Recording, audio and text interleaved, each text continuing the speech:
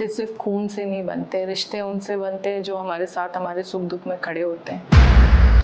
आपकी नजर में आप चुनाव कहाँ आ रही? कुछ गैरों से, कुछ अपनों से ये चुनाव हम लोग हारे हैं। कांग्रेस को कभी भी कोई दूसरी पार्टी या विपक्ष नहीं हराता है। मैं आपको फिर बता देती हूँ, कांग्रेस हमेशा कांग्रेस से ही हारती है। जहाँ तक कुबेर सिंह जी की बात है, उन्होंने मुझे ऐसा कुछ नहीं कहलवाया या कहा, और मुझे नहीं लगता है कि ऐसी कोई बात थी, क्योंकि वह स्वयं मेरे साथ प्रचार में हर जगह अमरपुरा खालसा में मौजूद थे। तो आपको लगता है कि हर चीज कहनी पड़ती है? कभी कभी मेरे जैसे कोई नए आए हैं तो किसी के बहाने अगर मेरे पास ये बात आ जाती है। आपसे ज्यादा पारंगत कौन हो सकता है? आपने तो पियर में भी राजनीति देखी, ससुराल में भी देखी। नमस्कार, मैं मयूर और आप देख रहे हैं द अलबेला शो। आज जो शख्सियत हमारे साथ मौजूद है, अगर उनके बारे में बात करें तो संघर्ष के पर्याय उन्हें कहा जा सकता है। हम सभी ने एक कविता जरूर गुनगुनाई होगी, उसका पाठ जरूर करा होगा हमारे विद्यालय के दिनों में, हमारे पाठ्यक्रम में वो कविता जरूर सम्मिलित रही होगी। सोहन लाल जी द्विवेदी द्वारा रचित खड़ा हिमालय बता रहा है। खड़ा हिमालय बता रहा है, डरो ना आंधी पानी से, तुम खड़े रहो तुम अविचल होकर सब संकट तूफानों में, डिगो ना अपने प्रण से तो तुम सब कुछ पा सकते हो प्यारे, तुम भी ऊंचे उठ सकते हो, छू सकते हो नभ के तारे। अटल रहा जो अपने पद पर, लाख मुसीबत आने पर मिली सफलता जग में उसको, जीने पर मर जाने पर।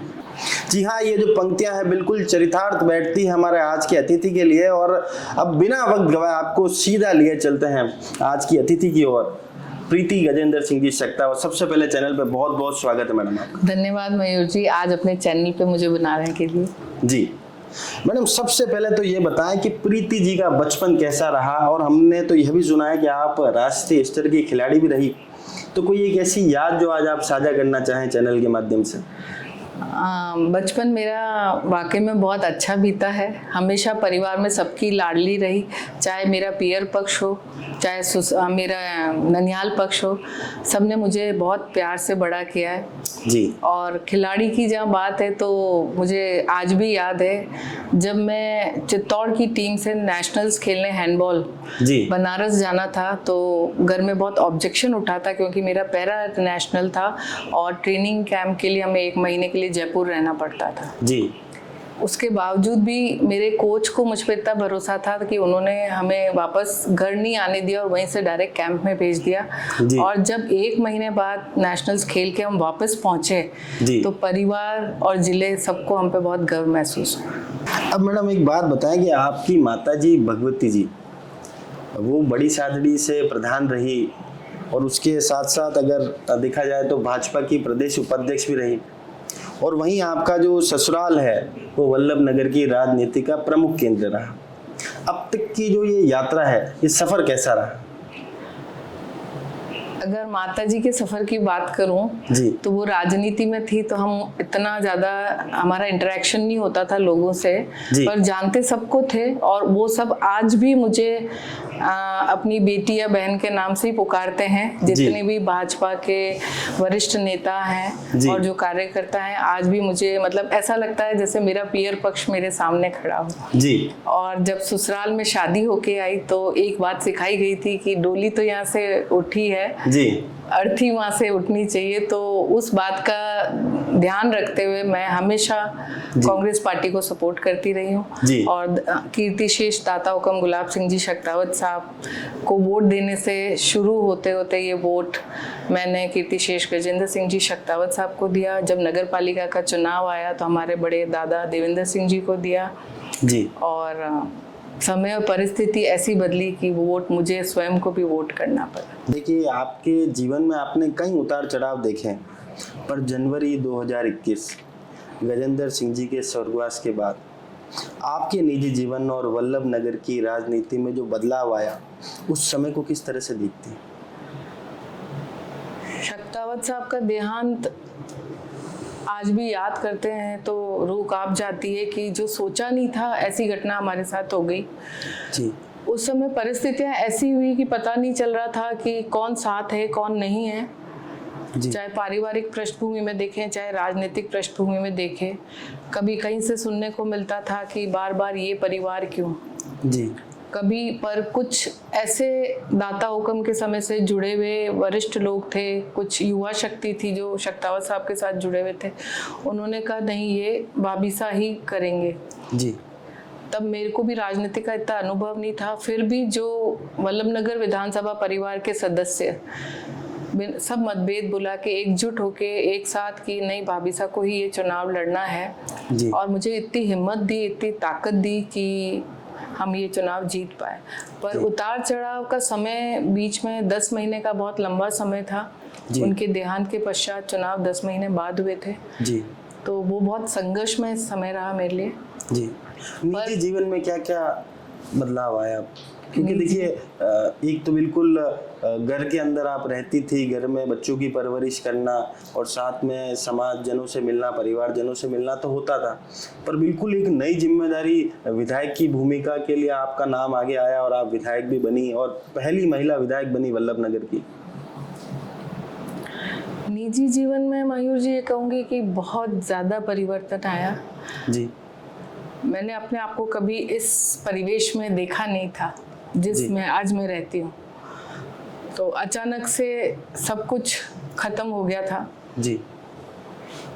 पर मेरे बच्चे मेरा सहारा बने और उन्होंने मुझे बहुत हिम्मत दी और आगे बढ़ाने का प्रयास किया। जब मैंने बहुत बार बोला कि नहीं मैं नहीं कर पाऊंगी, मुझ में ये हिम्मत नहीं है, तो आपने मेरी बेटी का अगर पहला इंटरव्यू देखा होगा तो उसने भी कहा था रिश्ते सिर्फ खून से नहीं बनते, रिश्ते उनसे बनते हैं जो हमारे साथ हमारे सुख दुख में खड़े होते हैं जी।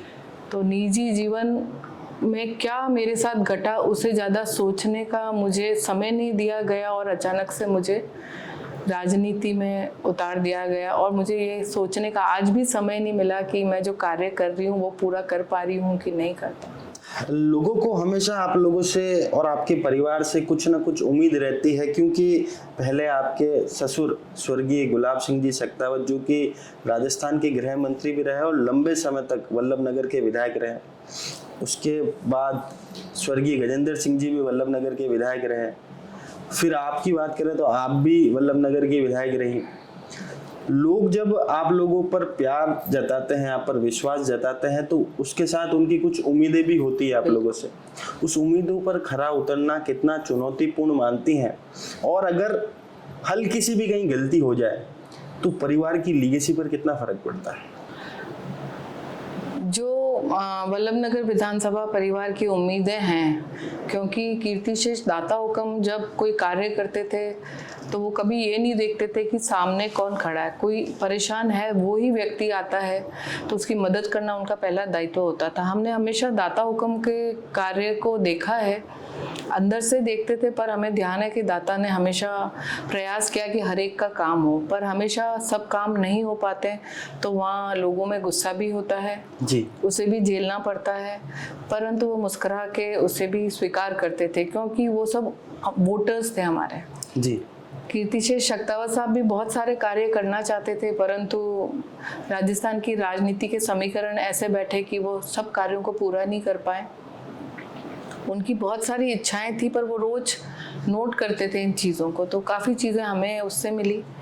और जहाँ तक मैं मेरी बात करती हूँ तो मुझे भी लगा था कि मैं ये सब कर लूँगी, पर समय इतना कम था तो शायद मैं भी जो करना चाहती थी और जो उन लोगों की मुझसे अपेक्षाएं थी मैं उनमें उसे पूर्ण रूप से कर नहीं पाई हूँ। और आज भी हार ज़रूर गई हूँ, परंतु आज भी वल्लभनगर विधानसभा परिवार को एक आस है कि ये काम भाभीसा कर देंगे जी।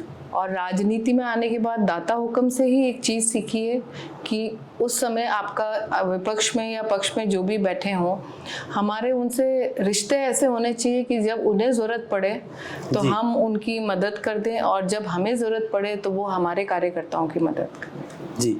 तो प्रयास रहता है कि उनके काम करें पर पूरे नहीं हो पाते हैं।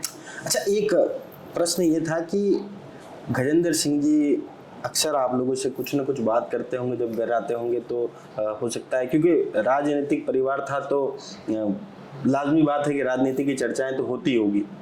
कोई एक ऐसा उनका सपना जो, क्योंकि अल्प समय में उनका निधन हो गया था, कोई एक ऐसा सपना जो वो वल्लभनगर विधान, क्योंकि वो तो बहुत छोटे होंगे तब से वल्लभनगर विधानसभा में गुलाब सिंह जी विधायक थे, तो उनका तो हर जने से गहरा जुड़ाव होगा, वल्लभ नगर के आम आवाम भी आपके घर पर आती थी तो उनका गहरा जुड़ाव रहा होगा। कोई एक ऐसा उनका सपना, अधूरा सपना रहा हो जो अब तक पूरा ना हो पाया हो? उनका सबसे बड़ा सपना तो यही था जब 2018 का चुनाव जीते थे, क्योंकि उससे पहले हमारी इतनी कभी राजनीतिक चर्चाएं नहीं होती थी, कारण कि बच्चे छोटे थे जी। मेरे सासू माँ हैं, वो भी काफ़ी बीमार रहते थे जी। परंतु बाद में उनको यही था कि बालिका शिक्षा, जब भी बात करते थे कि बालिका शिक्षा नहीं हो पाती वहाँ पे और बच्चियाँ 12वीं के बाद स्कूल छोड़ देती, तो ये सपना पूरा हुआ है। तो मैं ये नहीं कह सकती उनकी कोई चीज़ अधूरी रह गई जी। मेन था कॉलेजेस का इशू, तो वो कॉलेज आज कुराबड़ में भी है जी, वल्लभ नगर में भी है और भिंडर में भी है जी। मतलब बालिका शिक्षा पर उनका ज़्यादा जोर था, क्योंकि 12वीं के बाद बच्चियों को बाहर नहीं भेजते थे पढ़ने के लिए जी। अच्छा, वल्लभ नगर की राजनीति में पहली बार ऐसा हुआ कि किसी गैर राजपूत को विधायक बनने का मौका मिला, इसको आप किस तरह से देखती हैं और क्या वाकई में जनता अब अपना मन बदल चुकी है? जहाँ तक राजपूत और गैर राजपूत की बात है तो ये तो लोकतंत्र है, यहाँ कोई जातिवाद नहीं है, कोई भी जातिवाद नहीं। वो एनालिसिस जो अपन करते हैं, आज तक लंबे समय से वल्लभ नगर की राजनीति में हमेशा राजपूत कम्युनिटी ही जीतती आई है और पहली बार ऐसा हुआ कि कोई गैर राजपूत जीता, तो आप इसको किस तरह से देखती हैं और क्या वाकई में जनता अब अपना मन बदल चुकी है? जो आप बता रहे हैं वैसे तो जातिगत हम लोगों ने कभी सोचा नहीं इस बारे में, क्योंकि 36 कौमों को, मैं कांग्रेस पार्टी के लिए कह सकती हूँ, कांग्रेस पार्टी 36 कौमों को साथ लेके चलती है और अगर गैर राजपूत जीते हैं माननीय डांगी साहब, तो वो ओबीसी फैक्टर एक चला था उन दिनों में जी, उनके उस वजह से भी उनका वोट बैंक बढ़ा और साथ में जो हमारे प्रत्याशी थे जिनके लिए लोग सोच रहे थे कि इन्हें टिकट मिलेगा, हिम्मत सिंह जी झाला साहब जी, उन्होंने बहुत मेहनत भी करी थी जी और ये तो भारतीय जनता पार्टी का निर्णय था, पर उन्होंने गलत निर्णय लिया था कि उनको टिकट नहीं दिया जी और इस वजह से उन्होंने जो महिला यात्राएं चलाई थी, धार्मिक यात्राएं उज्जैन की, महाकाल की, तो वहाँ उन्होंने किसी से ये नहीं कहा था कि मुझे वोट दो जी, उन्होंने जो वहाँ प्रण दिलाया था वो था कि भारतीय जनता पार्टी को दो जी। तो मातृशक्ति ने जो प्रण लिया, आपको पता है जब मेवाड़ में महिलाएं जो जी एक बार अंजलि ले लेती हैं तो कि भाई हमें ये करना ही है, तो उन्होंने भारतीय जनता पार्टी को वोट दिया, इसलिए माननीय हमारे विधायक महोदय जीते जी। अच्छा, पिछले चुनाव में सबको यही उम्मीद थी कि या तो भाभी साहब या रानी साहब, पर चुनाव जीतते हैं डांगी साहब। आपकी नजर में आप चुनाव कहाँ आ रही? कुछ गैरों से, कुछ अपनों से ये चुनाव हम लोग हारे हैं। चलो, गैरों से तो सभी हारते हैं, वो अपने कौन थे आज आप बताना चाहें चैनल के माध्यम से? तो जो अपने थे उन्हें भी पता है और आज उन्हें भी एहसास है कि जिस पार्टी ने उन्हें अच्छे पदों पे स्थापित किया था, जिस पार्टी की वजह से उनकी पहचान बनी थी, आज जब वो छोड़ के गए तो वहाँ उनकी कोई पहचान नहीं है जी। आज वो आने को तैयार है, परंतु संगठन तय करेगा किसे लाना है किसे नहीं लाना। मतलब हमें तो अपनों ने लूटा, गैरों में कहाँ दम था? हमारी कश्ती तो वहाँ डूबी जहाँ पानी पहले से कम। और कांग्रेस को कभी भी कोई दूसरी पार्टी या विपक्ष नहीं हराता है, मैं आपको फिर बता देती हूँ, कांग्रेस हमेशा कांग्रेस से ही हारती। क्या आपकी हार और उदयलाल जी की जीत में हिम्मत सिंह जी के द्वारा करवाई गई यात्रा का अंतर था? काफी अंतर था, क्योंकि करीब 29,000 मातृशक्ति यात्रा करके आ चुकी थी। जो समझदार थी उन्होंने अपना वोट का निर्णय लास्ट मोमेंट अपने हिसाब से लिया, पर जो भावुक थी और धर्म के नाम पे जिन्होंने वोट दिए उन्होंने माननीय डांगी साहब को दिया जी। ये अंतर रहा, यही अंतर। वल्लभ नगर और आसपास के तमाम जो आपके समर्थक हैं वो आपको भाभी सा कहकर संबोधित करते हैं, पर अभी भी बहुत से ऐसे देवर हैं जो नाराज हैं, क्या कहेंगी? जब नाराजगी होती है तो सूरज रोज उगता है, रोज अस्त होता है, तो कहीं ना कहीं वापस सूरज उगेगा जी। बैठेंगे, परिवार में चलता रहता है ये सब, और ये कांग्रेस का परिवार है, कांग्रेस की जाजम पे बैठने का अधिकार सबको है और जो कोई नाराज है तो संगठन तय करेगा कि क्या करना है आगे। व्यक्ति से कोई नाराजगी नहीं? व्यक्तिशः तो टिकट की लड़ाई है और सभी को टिकट मांगने का अधिकार है जी, कोई भी मांग सकता है, परंतु मेरा ये सोचना है टिकट जिसको मिले उसके बाद हम सबको हमारी पार्टी को कमजोर नहीं करना चाहिए, सिर्फ व्यक्ति विशेष का ध्यान नहीं रखना चाहिए और हमारे हाथ के सिंबल को ध्यान रखते हुए उसे मजबूत करना चाहिए। क्या आपको लगता है कि मौजूदा समय में उदयपुर कांग्रेस की जो स्थिति है जिसकी वजह से काफ़ी परेशानियां यहाँ पर है, वैसी की वैसी परेशानियां जो हालत वल्लभ नगर की है, वल्लभ नगर में भी इस तरह की परेशानियां हो सकती है क्योंकि कांग्रेस खुद में ही बटी हुई है? आने वाले समय में ऐसा नहीं होगा जी, क्योंकि हमारा प्रयास है कि मुझे भी बहुत कम समय मिला था, मैं सबसे नहीं मिल पाई थी जी, क्योंकि पद पे आने के बाद ये जिम्मेदारी बन गई थी कि जो वादे हैं उन्हें पूरा किया जाए। जी, तो उस बीच में 2 बार बाड़ाबंदी भी हो गई थी राज्यसभा चुनाव की जी, और एक बार हमें बीच में भी जाना पड़ा था, तो समय बहुत ही कम मिला था, परंतु नाराजगियों को हम दूर करने का प्रयास कर रहे हैं और अब की बार ऐसा प्रयास है जो हमारे वरिष्ठ हैं जिन्होंने कांग्रेस की नींव रखी है उन सबको साथ लेके उनके मार्गदर्शन को लेते हुए हम सबको जोड़ने का प्रयास कर रहे हैं। पूर्व प्रधान मदन जी के निधन के उपरांत जब उस सीट पर उपचुनाव हो रहा था तो क्या आप चाहती तो कुबेर सिंह जी उपप्रधान नहीं बन सकते थे क्या? जहाँ तक कुबेर सिंह जी की बात है, उन्होंने मुझे ऐसा कुछ नहीं कहलवाया या कहा और मुझे नहीं लगता है कि ऐसी कोई बात थी क्योंकि वह स्वयं मेरे साथ प्रचार में हर जगह अमरपुरा खालसा में मौजूद थे। तो आपको लगता है कि हर चीज कहनी पड़ती है? कभी कभी मेरे जैसे कोई नए आए हैं तो किसी के बहाने अगर मेरे पास ये बात आ जाती है। आपसे ज्यादा पारंगत कौन हो सकता है? आपने तो पीयर में भी राजनीति देखी, ससुराल में भी देखी। कुछ जो फैसले होते हैं वो मेरे जैसे व्यक्ति विशेष को नहीं लेके जी, जो हमारा संगठन है, ब्लॉक है, उन सबसे पूछ के मतलब अगर आपको जानकारी देते तो 100% वो प्रधान बनते? वो भी संगठन तय करता, प्रीति शक्तावत तय नहीं करते। ठीक। कुछ लोगों का यहाँ तक कहना है कि आपके परिवार और आपके राजनीतिक जो विरोधी परिवार है, महाराज साहब बिल्डर का परिवार, उनके बीच एक गुप्त संधि है, इसलिए कभी आपके द्वारा तो कभी उनके द्वारा एक दूसरे को फायदा पहुंचाने का कार्य किया जाता है।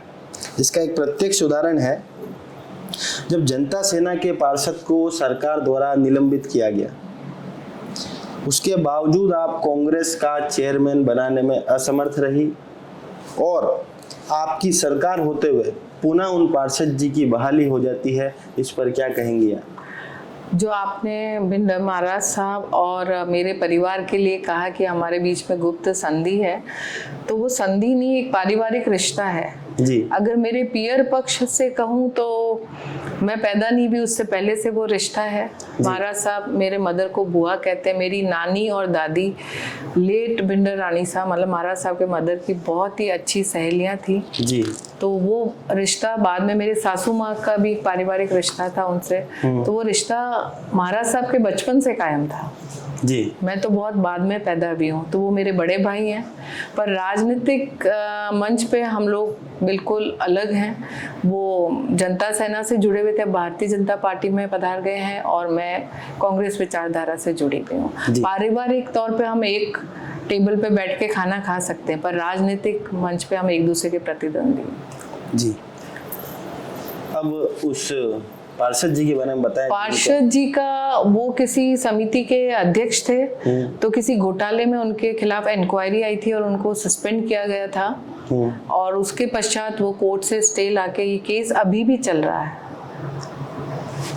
जब वो कोर्ट से स्टे ला रहे होंगे उस दरमियान में जब चेयरमैन बनाने की बारी आई तब कांग्रेस नाकाम क्यों रही?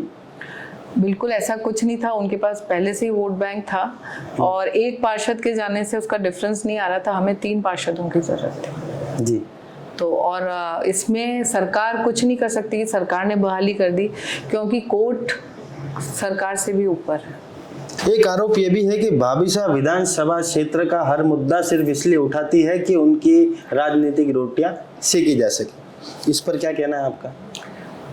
भाभी साहब राजनीतिक रोटियां सेक रही हैं तो ये तो मेरे परिवार की लेगेसी है, जो कीर्ति शेष दाता हुक्म के समय से, शक्तावत साहब के समय से मैं उस वल्लभ नगर परिवार के साथ जुड़ के जी उसे कायम रखने का प्रयास कर रही हूँ।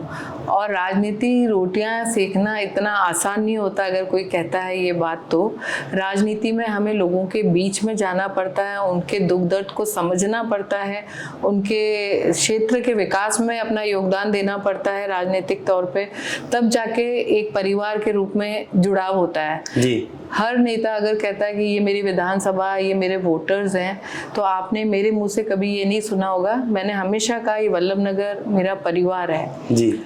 अगर रोटियां सेकनी होती तो मैं जब पद पे थी तब तक ही सेकती। आज भी मैं हारने के 2 दिन बाद से जी मैं वल्लभ नगर विधानसभा में ही रहती हूँ जी। मेरी गोतरी पंचायतें हैं, 3 नगर पालिका हैं, तो मेरा समय सारा दिन वही निकलता। आज भी मैं आपके लिए जल्दी आई हूँ। आपके विरोधी आरोप लगा रहे थे, अब तो जो सरकारी अधिकारी हैं, पुलिस महकमे के जो लोग हैं, वो आपको आगे ये बात बताती हूँ जी। और मेरे विधानसभा परिवार में कोई भी प्रकरण होगा जी, तो मैं उस परिवार की बहू, उस परिवार की सदस्य हूँ।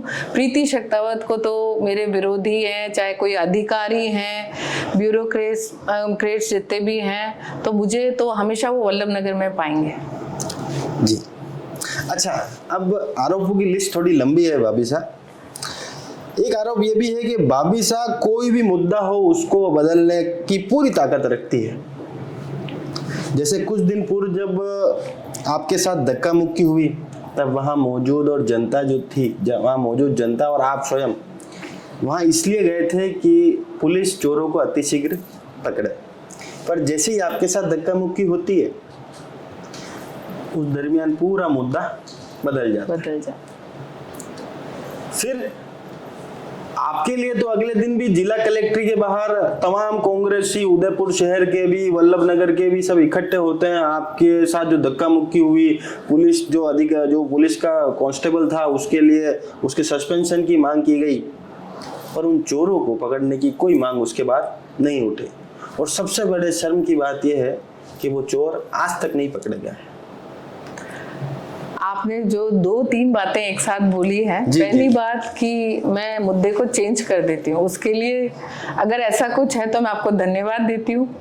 नहीं, मैं नहीं कह रहा हूँ, धन्यवाद तो जनता को देना है। जनता को धन्यवाद देती हूँ, आपको नहीं, जनता को, आपके चैनल के माध्यम से, कि मैं वल्लभ नगर परिवार के सदस्यों के साथ मुझे इतनी ताकत प्रदान की गई कि मैं मुद्दे बदल देती हूँ जी। मुझे तो ऐसा कुछ महसूस नहीं हुआ, अगर उन्हें हुआ है तो उसके लिए धन्यवाद कि इतनी शक्ति है मेरे में, मुझे तो पता ही नहीं था इस बात का जी। दूसरी बात, चोरों वाली बात, प्रार्थना ज्यादा गई, इतनी शक्ति हमें देना दाता, मन का विश्वास कमजोर न करे। दूसरी बात, चोरों की बात है तो हमने डिप्टी साहब को और एसडीएम साहब को भी इसका ज्ञापन दिया था जी। उसके पश्चात मैंने उदयपुर एसपी साहब को भी दिया था।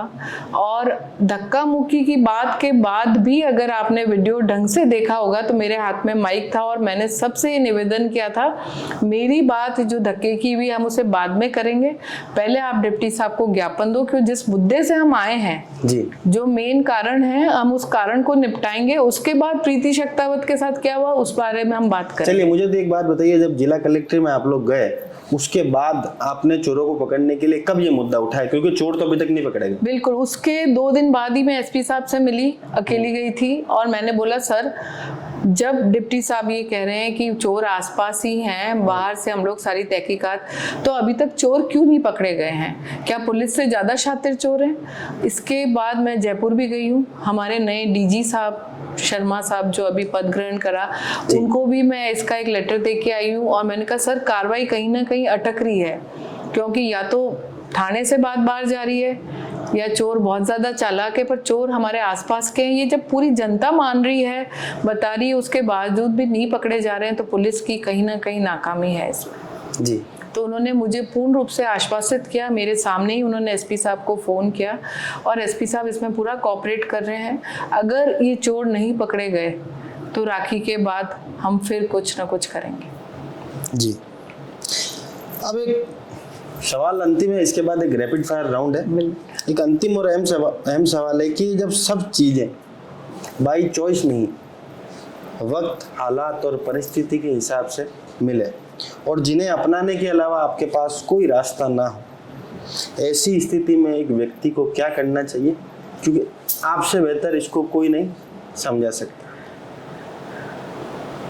जीवन में कभी कभी ऐसी परिस्थितियां आती है कि हमारे पास कोई चॉइस नहीं होती और हमें उस हालात को देखते हुए उसमें अगर हम ढल जाते हैं तो हम आगे जीवन को एक सुदृढ़ तरीके से जी सकते हैं। और अगर हम उसमें कुछ कह सकते कसा-किसी करें कि नहीं इसे मैं नहीं कर सकती या नहीं अपनाना है, तो वो बात इतनी ज़्यादा आगे बढ़ जाती है कि उसमें कहीं ना कहीं हमारा नुकसान होता है। तो मैं ये कहना चाहूँगी, जब जो परिस्थिति हमारे सामने आती है, प्रयास ये करना कि हम उस परिस्थिति को सुधारें। अगर नहीं हो पा रहा तो उसमें ढल के हम उसका कैसे सुधार कर सकते हैं, तो हमें उसे अपना लेना चाहिए। जी, जैसे कि मैंने घरेलू जीवन से राजनीतिक जीवन को अपनाया। तो भाभी साहब, एक रैपिड फायर राउंड है जिसमें 5-6 सवाल हैं और उसका आपको 2 में से एक जवाब देना और 5 सेकंड के अंदर देना। 5 सेकंड? जी। तो सबसे पहला सवाल ये है और इससे बहुत सारे लोगों की कंफ्यूजन भी दूर हो जाएंगे, वल्लभ नगर या उदयपुर? वल्लभ नगर। जी। भाभी साहब किसके साथ, सचिन पायलट या अशोक गहलोत? कांग्रेस पार्टी। भाभी साहब को किसके सामने चुनाव लड़ना ज्यादा आसान लगता है, रणधीर सिंह जी भिंडर या उदयलाल जी? भारतीय जनता पार्टी। नहीं, वापस दोनों में से एक। पार्टी जिसको टिकट देगी दोनों भारतीय जनता पार्टी से, इसलिए भारतीय जनता पार्टी। पर तो भी एक, अगर मौजूदा समय में अगर आपको चुनाव लड़ना पड़े तो महाराज साहब या उदयलाल जी? उदयलाल जी। जी। इसमें से कौन हो सकता है कि आने वाले समय में भाभी साहब के साथ खड़े हों, कुबेर सिंह जी या कुंदन सिंह जी? संगठन तय करेगा। इस प्रश्न पे तो संगठन तय करेगा कि संगठन। फिर भी आपको मौजूदा लोगों की जो बातचीत है, जो रवैया है, उसको देखकर क्या लगता है, कुबेर सिंह जी या कुंदन सिंह जी? वल्लभ नगर का संगठन तय करेगा, ये तो मैं नहीं तय। 5 सेकंड में जवाब देना, जब सबके दिए तो इसका भी दे दीजिए। इसका तो वल्लभ नगर का संगठन तय करेगा। जी। भाभी साहब की पहली प्राथमिकता क्या, घर परिवार या वल्लभ नगर की? वल्लभ नगर परिवार। जी। अच्छा, अंतिम और आखिरी, राजनीति में किसको प्राथमिकता, काबिलियत या परिवारवाद? काबिलियत को। जी। तो ये थी प्रीति गजेंद्र सिंह जी शक्तावत, जिन्होंने बड़ी स्पष्टता से आज अपने दिल की बात रखी है और इस कार्यक्रम में आज जो भी इनसे सवाल पूछे गए उनका खुलकर इन्होंने जवाब यहाँ पर दिया है। तो आपको ये कार्यक्रम कैसा लगा, आप भी अपनी प्रतिक्रिया कमेंट बॉक्स में जरूर बताइएगा। और दोस्तों, चैनल नया है तो चैनल को लाइक और सब्सक्राइब भी जरूर कीजिएगा। जय हिंद, जय भारत, जय मेवाड़।